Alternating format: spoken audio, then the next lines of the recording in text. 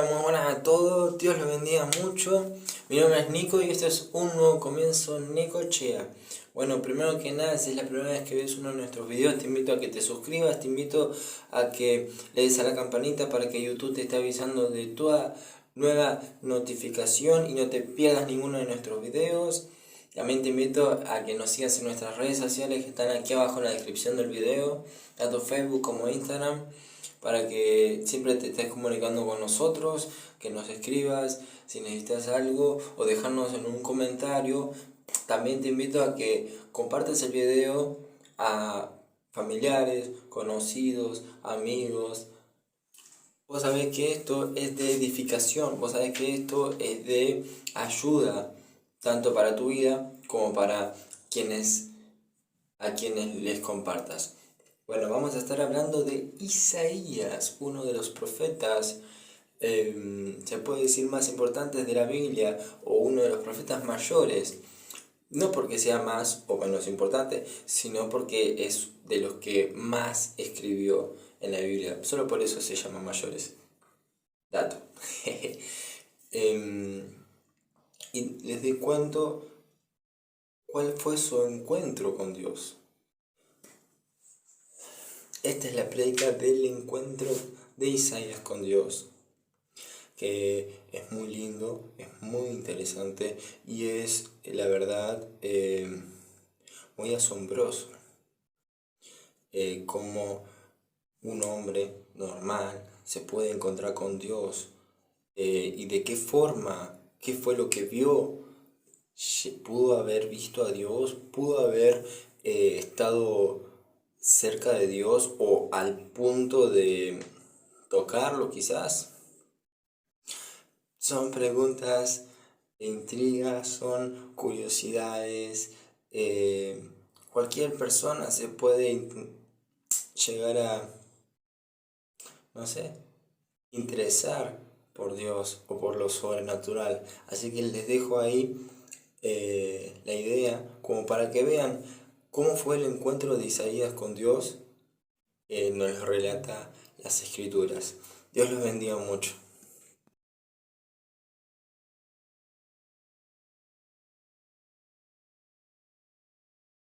A leer en el libro de Isaías, una de las palabras más conocidas del profeta, Isaías 6, versículo 1 al 8. Vamos a leer en esta noche y ahí vamos a ir sacando varias cosas más que importantes para entender qué nos habla Dios, qué enseña Dios y quiénes somos ante Dios y la gloria de Dios. Y la palabra del Señor, en el nombre del Padre, del Hijo y del Espíritu Santo, nos dice en Isaías 6, que en el año que murió el rey Usías, vi yo al Señor sentado sobre un trono alto y sublime, y sus faldas llenaban el templo. Por encima de él había serafines, cada uno tenía 6 alas, con 2 cubrían su rostro, con 2 cubrían sus pies, y con 2 volaban. Y el uno al otro daba voces diciendo: Santo, Santo, Santo, Jehová de los ejércitos. Toda la tierra está llena de su gloria. Y los quiciales de las puertas se estremecieron con la voz del que clamaba, y la casa se llenó de humo. Entonces dije: ¡ay de mí, que soy muerto! Porque siendo hombre inmundo de labios y habitando en medio del pueblo que tiene labios inmundos, han visto mis ojos al Rey, Jehová de los ejércitos. Y voló hacia mí uno de los serafines, teniendo en su mano un carbón encendido, tomando del altar con unas tenazas. Y tocando con él sobre mi boca, dijo: he aquí, esto tocó tus labios, y es quitada tu culpa, y limpió tu pecado. Después oí la voz del Señor, que decía: ¿a quién enviaré? ¿Y quién irá por nosotros? Entonces respondí yo: heme aquí, envíame a mí. Amén. Amén.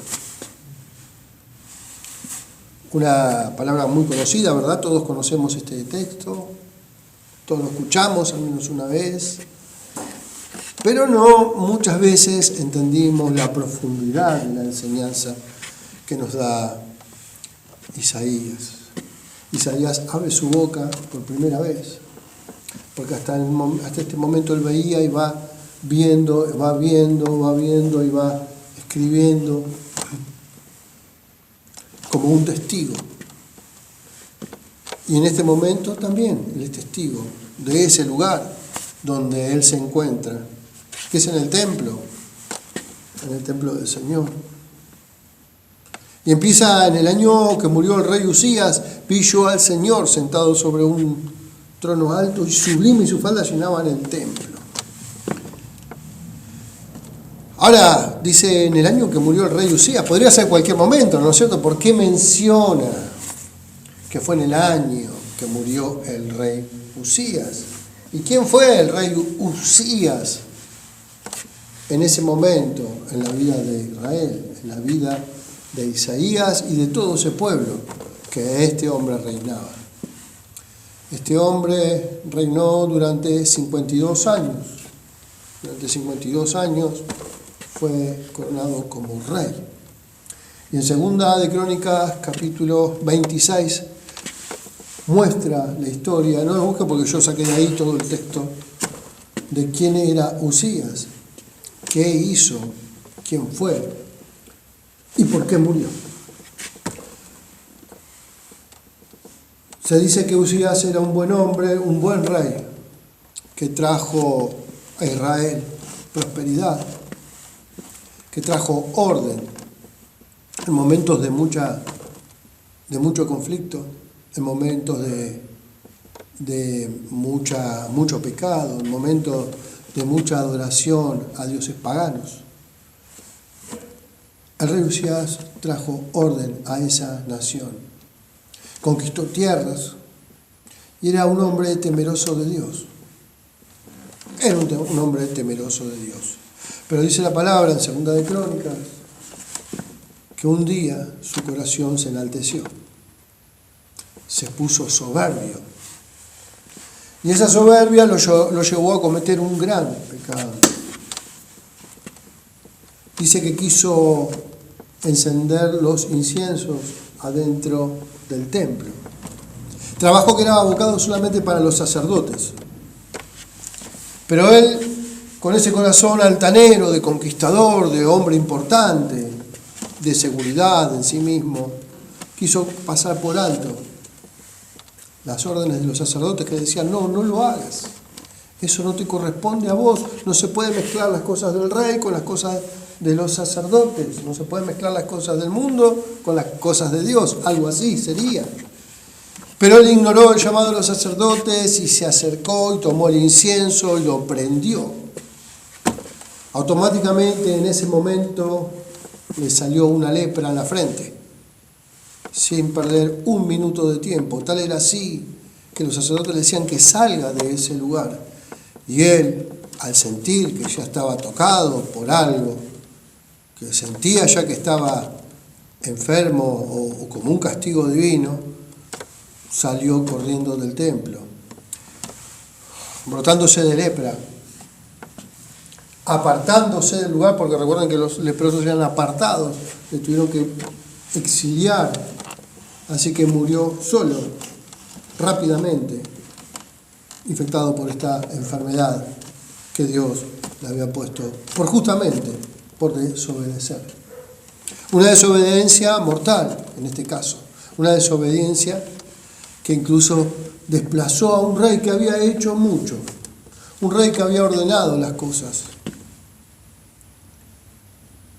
Entonces, acá vemos precisamente por qué acota Isaías, o mejor dicho, la inspiración del Espíritu Santo a Isaías, para que tenga en cuenta que con las cosas de Dios no se juega, que con las cosas de Dios son sagradas, son santas y hay que respetarlas. Esto sería una advertencia para una persona que pronto iba a tomar el oficio de profeta. Pronto se iba a convertir en profeta este hombre, este siervo de Dios. Por lo tanto, es muy importante saber de que tenía que trabajar con excelencia, que tenía que ser fiel a Dios y a lo que Dios lo enviaba.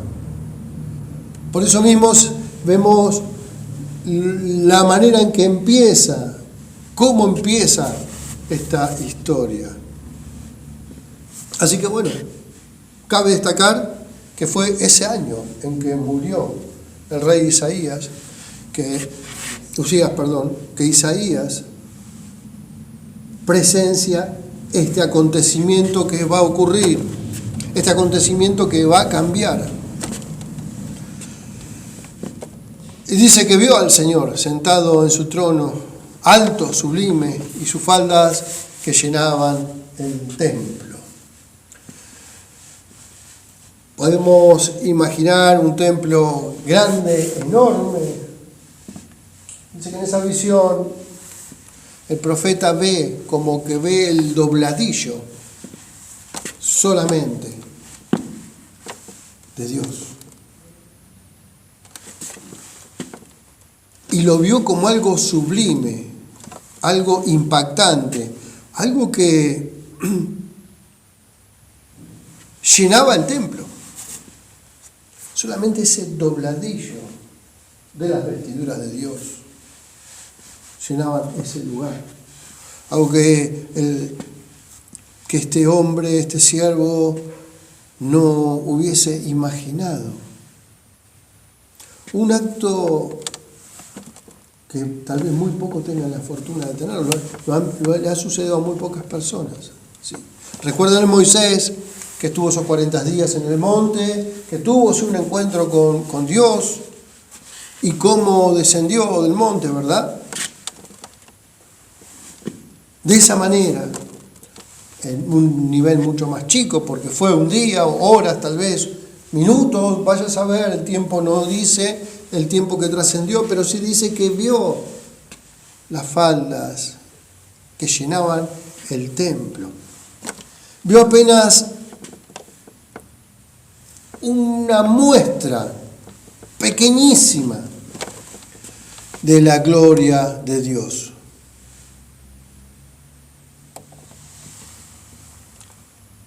¿Y dónde lo ve? Sentado en el trono. ¿Dónde puede estar un Dios? Jehová de todos los ejércitos, Rey soberano. ¿Dónde lo ve? En el templo, en el lugar santo. En el lugar donde tiene que estar, donde está Dios, donde está el Espíritu Santo. Donde está la Trinidad, podemos llamarla. Y está hablando de un rey sobrenatural, un rey sublime, un rey supremo. Nosotros podemos hablar de reyes y podemos comparar con cuántos reyes de cuántas monarquías que hubo y que hay en estos momentos. Imaginemos cualquier rey, cualquier reina. Hace poco murió la reina Victoria, recuerdan, de Inglaterra, que reinó durante muchos años y pasó toda una vida reinando. Una reina que había recibido mucho, pero también que había adquirido mucha sabiduría. Y cómo la cortejaban, cómo cortejaban a la reina. ¿Recuerdan cómo los cortejos? ¿Recuerdan cómo se presentaban ante ella? ¿Sí? ¿Recuerdan que también uno cómo se presenta ante un rey? ¿Sí? En reverencia. ¿Sí? En reverencia. ¿Y cómo se retiran? Cuando se retiran delante de la presencia del rey. También en reverencia, no le dan la espalda, sino que se van retirando en forma de reverencia. Imaginemos Isaías delante del trono, viéndolo al Señor sentado, y que apenas alcanzó a ver ni la botamanga de su vestidura. Y dice que ese lugar estaba lleno de Él, lleno de Él. Es impresionante.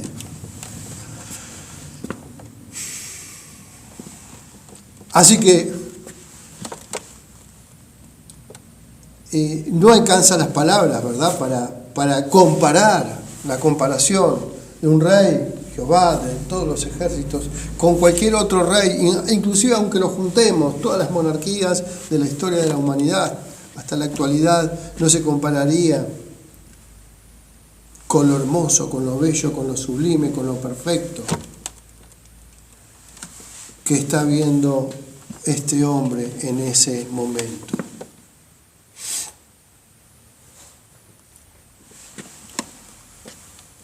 Dice que por encima de él había serafines y que cada uno tenía 6 alas. Con 2 cubrían su rostro, con 2 cubrían sus pies y con 2 volaban. Dios mío, ¿no? Pensemos también, poniéndonos en el lugar del profeta. Si no fuera tal vez por él, no podríamos entender lo que era un serafín. Dios tuvo la gracia de mostrarle tal vez los seres más cercanos a Dios, porque era uno de los seres más cercanos a Dios. Los serafines estaban muy cerca de la presencia de Dios. Pero recuerden que Isaías no ve toda la gloria de Dios, porque no puede ver nadie la gloria de Dios. Ni siquiera los serafines, que se cubrían con sus 2 alas los ojos. Por lo tanto, ¿cómo se sentiría Isaías en ese momento?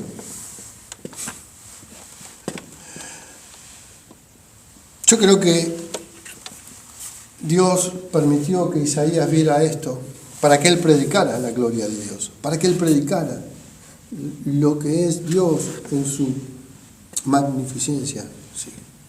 Lo que es Dios como varios atributos que él tiene, lo que es Dios en su grandeza, lo que es Dios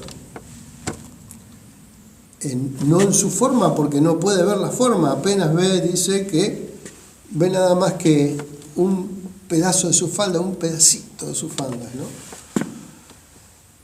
Lo que sí mencionan es que estos serafines volaban de un lado hacia otro, pero hay algo que hacían más allá.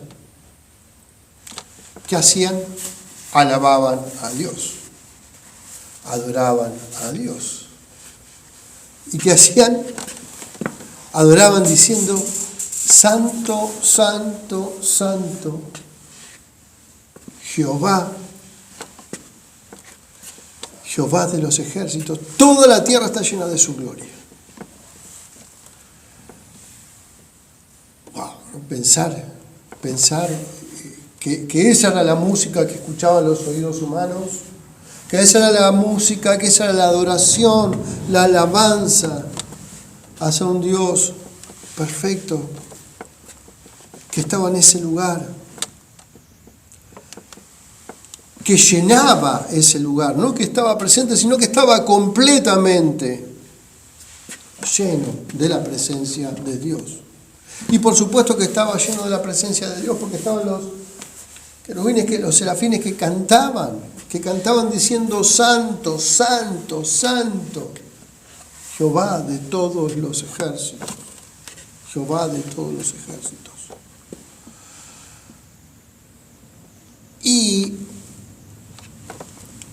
cuando mencionan, ¿verdad?, Santo, Santo, Santo, menciona que es 3 veces santo. Y todos sabemos que es santidad, ¿verdad? Santidad es estar cortado, apartado, separado para Dios. Ahora Dios, que es 3 veces santo, también Él está separado de nosotros por causa de los pecados. separado de nosotros por causa nuestra, de nuestro pecado, de nuestro propio pecado. Entonces, tenemos que entender la santidad de Dios. Tenemos que entender la santidad de Dios. Y también elevar estos cantos, ¿no es cierto?, de santidad a Dios. De verlo a Dios como santo. De verlo a Dios como todopoderoso, como perfecto. Santo, santo, santo. Imagínense. Imaginemos un poquito estar nosotros en el lugar de Isaías. ¿Cómo te encontrarías ante ese espectáculo? ¿Qué te pasaría en ese momento? ¿Lo disfrutarías? ¿Tendrías temor? ¿Tendrías temblor? ¿Tendrías gozo? ¿Qué pasaría por tu mente si vieras lo que Isaías vio? ¿Qué sucedería con nosotros? Tal vez tendríamos mucho miedo. Recuerden que el que ve a Dios muere. Recuerden que el que ve a Dios deja esta vida. Pero sin embargo, él estaba y pedía y veía a estos seres, a esta creación de Dios, cantando: santo, santo, santo, toda la tierra está llena de tu gloria. Y tienen razón, ¿verdad? Los querubines tienen razón al cantar que toda la tierra está llena de su gloria, ¿verdad? Porque si miramos a la derecha vamos a ver la gloria de Dios, si miramos para arriba vamos a ver la gloria de Dios, ¿verdad? Cielos, estrellas, luna, soles, donde miremos vamos a ver la gloria de Dios. Desde los animales, un niño que nace, una mujer embarazada, un perrito, lo que veamos. Los peces en el mar, aún lo que no vemos, hasta bacterias, hablan de la gloria de Dios. La perfección trabajando, la perfección en marcha, porque esto no se detiene. No es que lo meto y ya está, no, sigue, es una cadena perfecta, es una maquinaria perfecta que no se detiene hasta que Cristo venga, ¿no? Hasta que Dios diga basta, hasta acá llegó. Pero mientras tanto, la tierra está llena de su gloria. El giro de la tierra es perfecto, en tiempo, en horario, en rotación.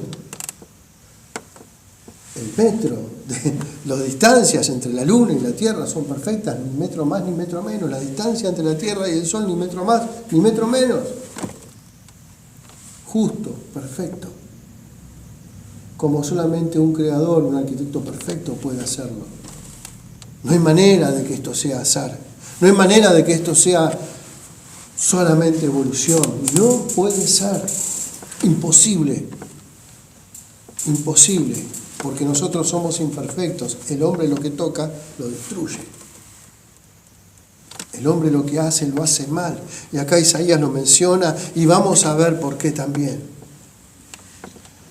Así que cantamos, adoramos. Y adoramos al Rey, adoramos al Dios, al único Dios. Y el motivo de adoración, ¿verdad? Creo que cuando nosotros adoramos, nos quebrantamos. Porque ¿a quién adoramos? A alguien superior, ¿verdad? Adoramos a un Dios todopoderoso. Y nuestra humanidad, nuestro ego, ¿qué hace? Decae en el momento de la adoración. Porque reconocemos que estamos adorando a alguien superior. Así que el motivo de la adoración de los serafines, que en ese momento cantan santo, santo, santo, la tierra está llena de su gloria, están sometiéndose a Dios. Los seres más cercanos a Dios se someten a Dios. Cuanto más nosotros tenemos que someternos. Y cuando hablamos de adoración no hablamos solamente de alabanza o de canciones, sino que hablamos de vidas transformadas, de vidas cambiadas, renovadas, porque reconocemos que la tierra está llena de su gloria. Tanta gloria hay que nos ha prestado esa gloria, nos ha hecho cambiar de vida. Éramos muertos y ahora somos vivos. Estamos vivos. Gracias por su gracia y su misericordia. Qué bueno es adorar a Dios. Qué lindo es entender que tenemos que participar también junto a Él. Porque Dios dice, yo soy santo. Y Jesús nos dijo, ser santo porque yo soy santo. Por lo tanto, tenemos que separarnos también. Tenemos que apartar ese tiempo para adorar a Dios, para alabar a Dios y decir que Él es santo, santo, santo. El uno al otro daban voces, dice, ¿no? Por todo ese lugar lleno de la tierra de Dios. Y los quiciales, dice, los umbrales de las puertas se estremecieron con la voz del que clamaba y la casa se llenó de humo.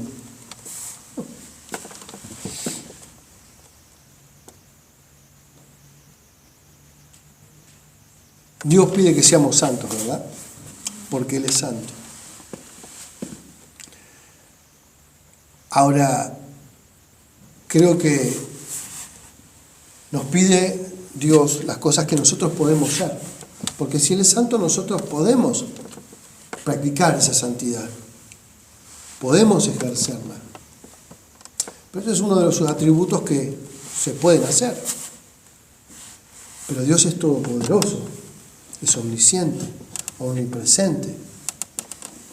¿Y cuántas cosas más podemos? Es inmutable, Él es eterno, es infinito. Y a veces nosotros queremos parecernos también a Él en esa condición. Porque queremos ser todopoderosos. Queremos ser omniscientes. Queremos ser omnipresentes.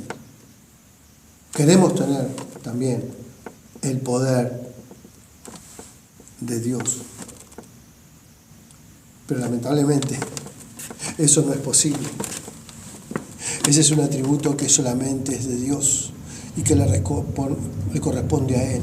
Y que Él permite que lo veamos, que experimentemos para ver la gloria y para reconocer que eso le corresponde nada más que a Él. Podemos ser nosotros, sí, podemos ser testigos. Y tenemos que estar felices y gozosos de tener un Dios que está al cuidado nuestro, que es todopoderoso, omnisciente, omnipresente. Lo que sí podemos compartir es otra cosa. Podemos compartir la santidad, podemos compartir el amor, podemos compartir otras cosas que Dios nos enseña, que también están dentro de sus atributos, de lo que Él es Dios, como Dios. Y que nosotros podemos ensayar y tenemos que hacerlo. Pero bueno, también está en nuestro ADN, ¿verdad? Cuando éramos chicos, ¿quién no quiso ser un superhéroe? ¿O quién no miraba películas de superhéroes? Decía, ¿cómo me gustaría hacer el bien y salvar a la humanidad y tener los poderes de Superman, o tener la velocidad de Flash, o tener la capacidad de nadar como Aquaman, o la fuerza de Hulk y cuántas cosas más? No dejemos a las mujeres de lado porque estaba la Mujer Maravilla también. Así que son cosas que nosotros como hombres también queremos tener poder. Está en nuestro ADN, pero bueno, no nos corresponde. Dios nos hizo a su imagen y semejanza, pero esa parte no nos corresponde a nosotros. Amén.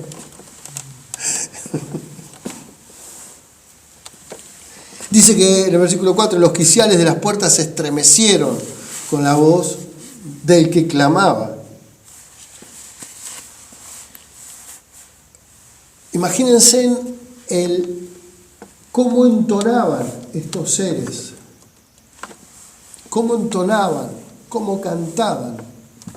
Que dice que se estremecían los dinteles, se estremecían las bases del templo al cantar: Santo, Santo, Santo, Jehová de los ejércitos, toda la tierra está llena de su... No estarían Santo, Santo, Santo como un pequeño corito, ¿no? Sino que sería un coro que no que aturdía porque era maravilloso, si Dios lo acepta, pero imagínense cómo sería el cántico, ¿no? Que se estremecían las cosas al soltar estos ángeles, el Santo, Santo, Santo, Jehová de los ejércitos, la tierra está llena de tu gloria. Cómo combinarían tal vez los cantos, cómo combinarían, yo no me encantaría escucharlo, aunque sea grabado en una cinta, en un CD, ¿no? Algo parecido, sería impresionante, pero bueno, no es para nosotros, sino que fue para Isaías y él lo está compartiendo en la palabra. Aquí vemos que esto realmente es tremendo como lo cuenta, cómo el Espíritu Santo se encargó de inspirar esta escritura y de permitirnos ver un poquito la soberanía de Dios, lo que es Dios. Dios mío. Y aquí viene el versículo 5 donde dice: entonces dije, ¡ay de mí, que soy muerto! ¡Ay de mí, que soy muerto! Ahí Isaías como que va reconociendo, ¿no? Si lo veo, lo estoy viendo. En este momento soy un hombre muerto, estoy a punto de morir, estoy viendo a Dios, estoy por ver a Dios y soy hombre muerto. No tengo escapatoria. Voy a morir. ¡Ay de mí!, dice. Y miren lo que dice en el versículo 5. Los ay de Isaías, ¿no? Dice, miren, en el versículo 8 dice: ay de los que juntan casa a casa y añaden heredad a heredad hasta ocuparlo todo. ¿Habitaréis vosotros solos en medio de la tierra? En el versículo 11: ay de los que se levantan de mañana para seguir la embriaguez, que se están hasta la noche, hasta que el vino los enciende. Después, ¿dónde hay otro ay? A ver, en el 18: ay de los que traen la inequidad con cuerdas de vanidad y el pecado como coyundas de carreta. En el 20: ay de los que, miren, esto parece actual, ¿no? Esto les va a recordar. Hay de los que a lo malo dicen bueno y a lo bueno malo, que hacen de la luz tinieblas y de las tinieblas la luz, que ponen lo amargo por dulce y lo dulce por amargo. Les recuerda eso, ¿no? A la situación. En el 21: ay de los sabios en sus propios ojos y de los que son prudentes delante de sí mismos. En el 22: ay de los que son valientes para beber vino y hombres fuertes para mezclar bebida. ¿Sí? Vemos ahí en los ay, como advirtiendo, ay, cuidado. Y que dice Isaías en el versículo 5, entonces dije, ay de mí,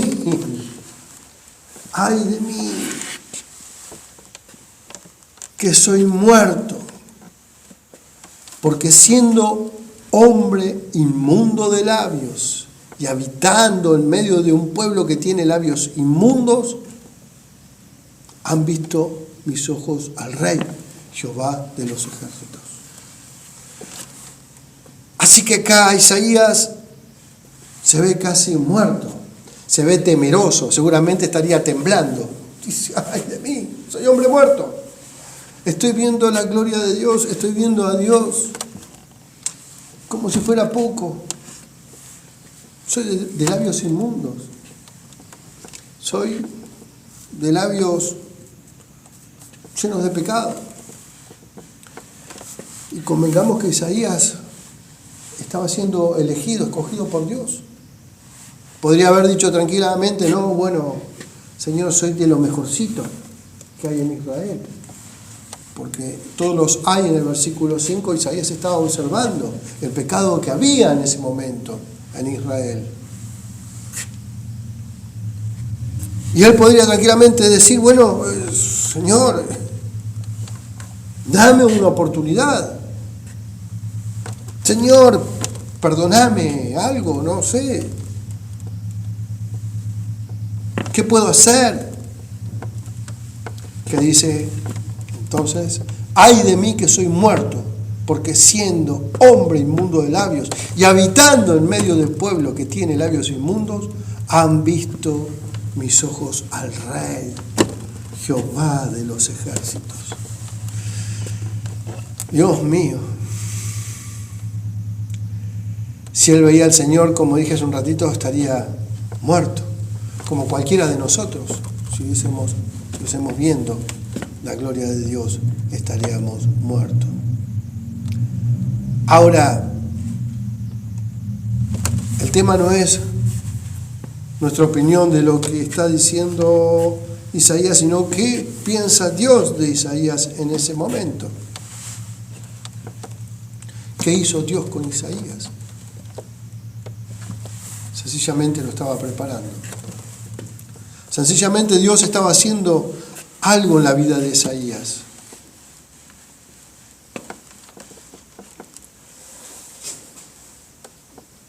En el versículo 6, y voló hacia mí uno de los serafines, teniendo en su mano un carbón encendido, tomado del altar con unas tenazas, y tocando con él sobre mi boca, dijo, he aquí, esto tocó tus labios, y es quitada tu culpa, y limpio tu pecado.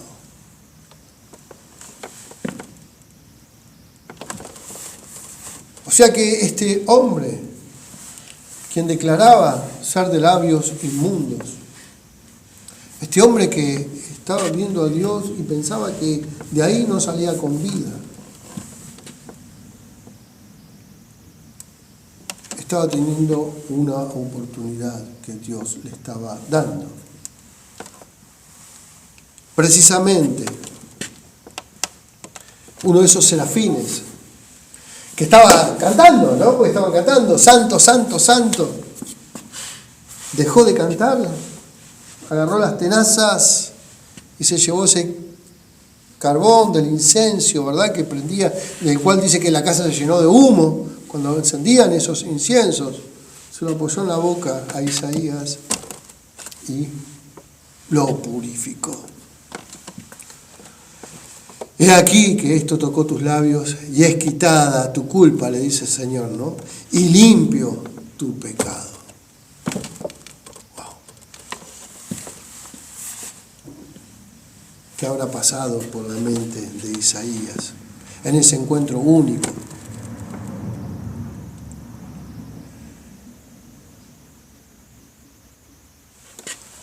Primeramente, vemos que él presenta miedo, y tuvo miedo, porque dice, ay de mí.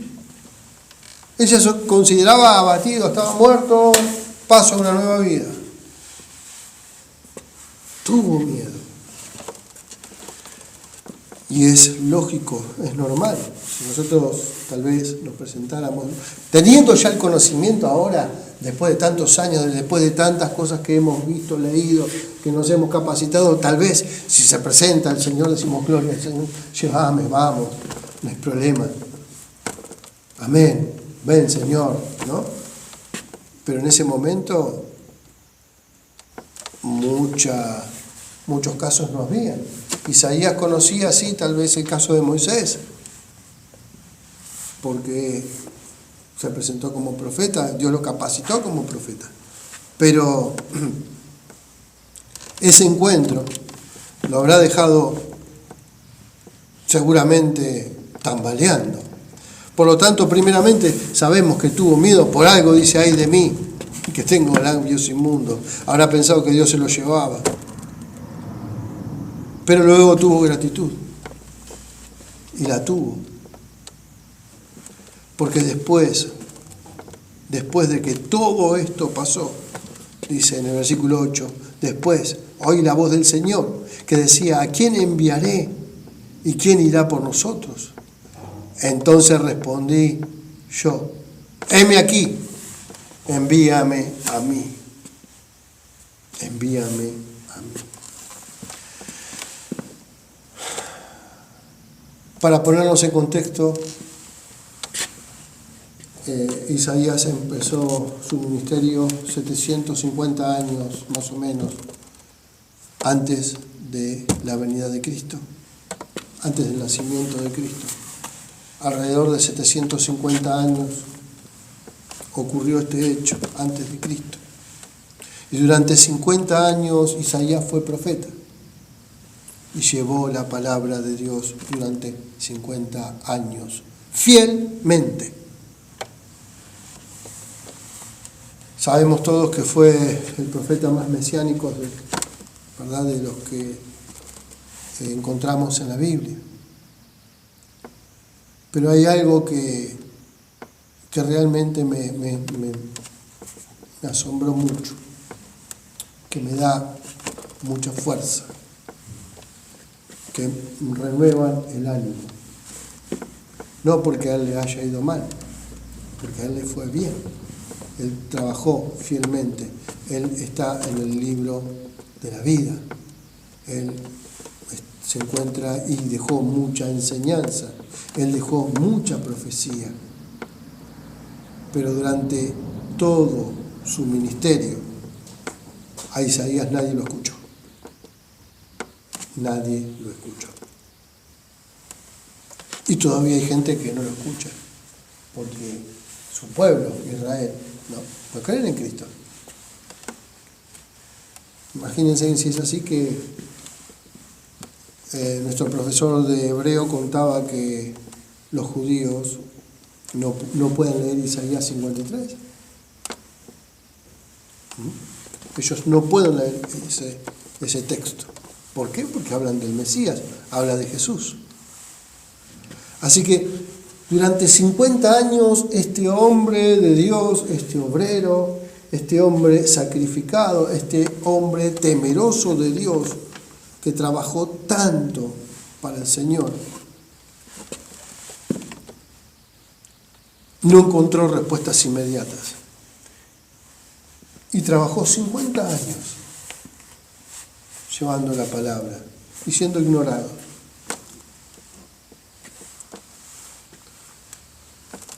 ¿Cómo estamos nosotros preparados ante un llamado de Dios? Porque Él fue fiel con Dios. Él fue muy fiel con Dios. Él hizo todo lo que Dios y hablaba todo lo que Dios le enviaba. Tremendo, ¿verdad? Ver esta historia. Tremendo entenderla. Y tremendo ver cómo Dios mira el pecado y cómo se nos viene encima el pecado cuando nosotros vemos la gloria de Dios. Isaías, cuando vio la gloria de Dios, tuvo temor. ¿Por qué? Por su propio pecado. Ay de mí, que soy hombre de labios inmundos. O sea que, ¿cuál es la manera de ver a Dios? ¿Cómo nosotros vemos a nuestro Dios? Si nuestro Dios es cada vez más grande, si lo vemos cada vez con más poder, con más gloria, seguramente esa gloria, ese poder, esa grandeza de nuestro Dios va a hacer que nuestras expectativas en el mundo sean más chicas, más pequeñas. Pero la gloria de Dios es algo que no tiene dimensión. La podemos comparar con algo de nuestra necesidad. ¿Podrías comparar algo de tu necesidad? Me falta un pantalón, no tengo una campera. Hoy no cené. no tengo la gaseosa que me gusta. Ver la gloria de Dios. Lo grande que es nuestro Dios minimiza cualquiera de nuestras necesidades. Tenemos un Dios todopoderoso, un Dios grande, un Dios eterno, un Dios único, un Dios infinito. Cuán grande es nuestro Dios. Tomémoslo como un Dios todopoderoso, soberano. Así que más nos acercamos a Dios, más cerca estamos de la presencia de Dios, más nos expone a nuestro propio pecado, a nuestra propia falta. Qué conveniente es acercarnos mucho a Dios, ¿verdad? Qué conveniente es tener tal vez esa experiencia que tuvo Isaías cerca de Dios, ver su poder, ver su gloria, ver cómo adoraban los serafines, ver tanta gloria de Dios en un momento, en un instante, en un día, no sé. Pero eso le cambió la vida. Eso lo preparó como obrero, como siervo, como profeta. Eso hizo ver su propio pecado, a pesar de que él era un hombre que caminaba con Dios, que creía en Dios, que tenía temor de Dios. Pero se le vino encima su propio pecado al ver la gloria de Dios.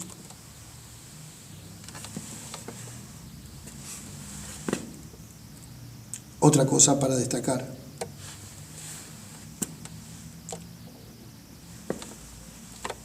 Miren cómo trabaja Dios con sus hijos, ¿no? Que Él ni siquiera pide perdón, porque Él dice, tengo labios inmundos y vivo en un pueblo inmundo. En ningún momento Él pide perdón. No pidió perdón a Dios, pero el arrepentimiento fue suficiente para que Dios lo perdonara. El arrepentimiento fue suficiente para que Dios lo usara. Ese arrepentimiento, ese heme aquí, Señor, yo te voy a servir, habla de la bondad de Dios. Tranquilamente Dios lo podría haber exterminado a Isaías, como a nosotros, por nuestro pecado. Pero Dios espera el arrepentimiento. Hablamos de este tema, automáticamente nos recordamos de Cristo, ¿verdad? Y el ladrón que tenía al lado, que mostró arrepentimiento. Y por ese arrepentimiento fue salvo.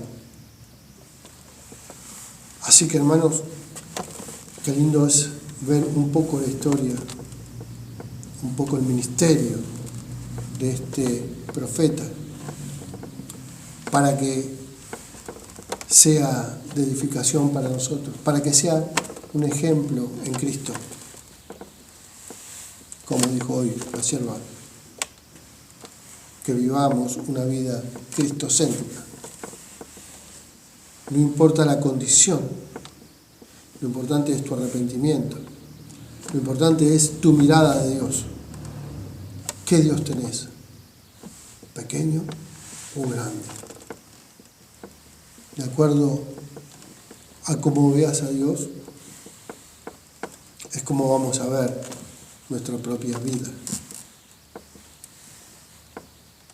Así que bueno, hermanos, esto continuará porque quedó todavía varias cosas por ver, pero me voy con mucho gozo.